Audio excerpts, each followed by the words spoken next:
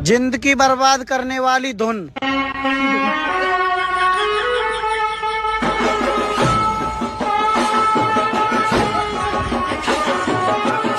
आज शाम को मेरे भी हाथ पीले होने वाले हैं क्योंकि मेरी मम्मी ने कहा है कि शाम को पकौड़े बना देना। आपको भी आना है? आ जा। अच्छा, पुरुष जल्दी गंजे इसलिए हो जाते हैं क्योंकि इनके दिमाग में कई सुंदरियां एक साथ रहती हैं।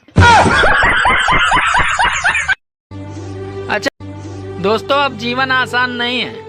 अगर ज्यादा बात करो तो लोग पागल कहते हैं, और अगर कम बात करो तो लोग घमंडी कहते हैं, और अगर काम की बात करो तो साले मतलबी कहते हैं। दीपक नाम था उसका, 8-10 लड़कियों को अंधेरे में रख गया।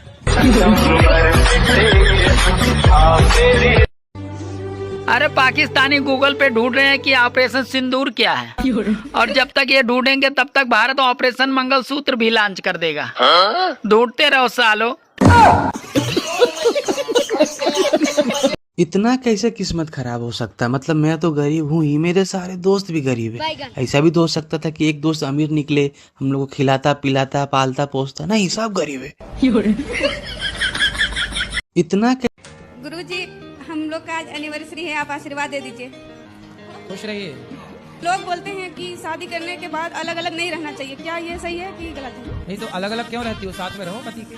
तो अभी अलग रहना बहुत जरूरी है। पर अपने पैर में खड़े होने के लिए तो कुछ दिन अलग रह सकते हैं ना। तो अभी भी तो आप अपने पैर में खड़ी हो। कौन से पति की छाती में चढ़ी हो? नहीं। अरे अब तो सुनो, अपने पैर में ना खड़े रहो, पति के पैर में खड़ी रहो।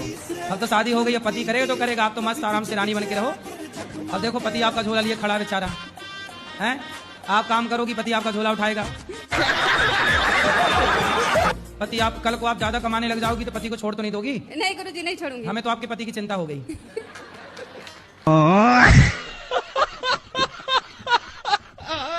गुरुजी, पता है, पति अमीर हो या गरीब फर्क नहीं पड़ता, पर शराबी नहीं होना चाहिए, वरना एक औरत की सारी जिंदगी नर्क बन जाती है।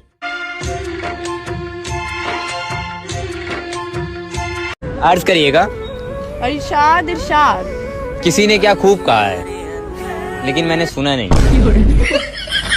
हमारा भारत पहले था दूध मांगोगे खीर देंगे, अब हमारा भारत ना दूध देंगे ना खीर देंगे, जो पानी है वो भी छीन लेंगे। हमारा भारत पहले था दूध मांगोगे खीर देंगे, अब हमारा भारत ना दूध देंगे ना खीर देंगे, जो पानी है वो भी छीन लेंगे। चाइना ने पूछा यारों से, झंडे के चांद सितारों से, इंडिया तेरा कौन है? तो दोनों बोले पापा। ससुर जी सासू माँ के कहने में चलें, बहुत अच्छे पति हैं। दामाद बेटी के कहने में चलें, बहुत अच्छे पति हैं। यही कहीं बेटा बहू के कहने में चल जाए, अरे भैया पूरा जोरू का गुलाम है। बहू ने कुछ करवा दिया है, बस में कर लिया है, बस में। बारे जमाने।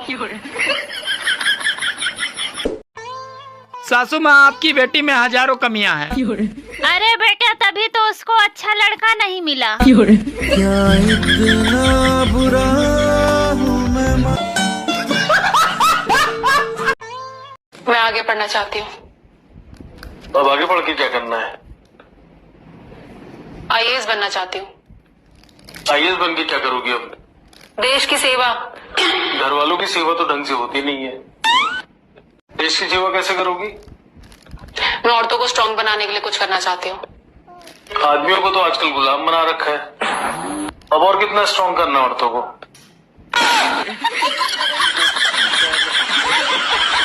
मैं सच में खुश नसीब हूँ जो ये मेरे पति बने, इनसे मेरी शादी हुई, और अब मेरी ज़िंदगी में जो भी आने वाले साल होंगे, चाहे वो हंसी के हों, खुशी के हों, उदासी के हों, मैं इन्हीं के साथ जीना चाहती हूँ। 7 जन्म 70 जन्म 700 जन्म मुझे इन्हीं के साथ जीना है, लड़कर हंसकर रोकर इन्हीं के साथ रहना है। कभी मेरी नजर से मैं सच में खुश नसीब हूँ जो जब सीधा आम का खत्म हो जाए तो पीछे पे काट लेना चाहिए।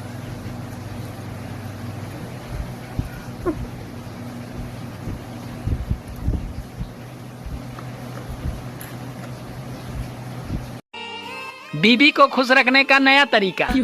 अरे बीबी की तारीफ से ज्यादा अपने माँ बाप और बहन की बुराई करें। हमको नहीं चाहिए मैया योजना और नहीं चाहिए भैया योजना। मेरा सैया योजना ही ठीक है। डेली शाम को हमको 600 रुपया मिल जाते हैं। हमको यही मिलते रहे जिंदगी भर, हम इसी में खुश हैं। हमको नहीं चाहिए मैया योजना और भैया योजना। सुनो, हाँ? तुम्हें पता है पति भगवान होता है और पत्नी उसकी भक्त होती है। अरे तुम ये क्यों भूल रहे हो कि भगवान भक्त के बस में होते हैं।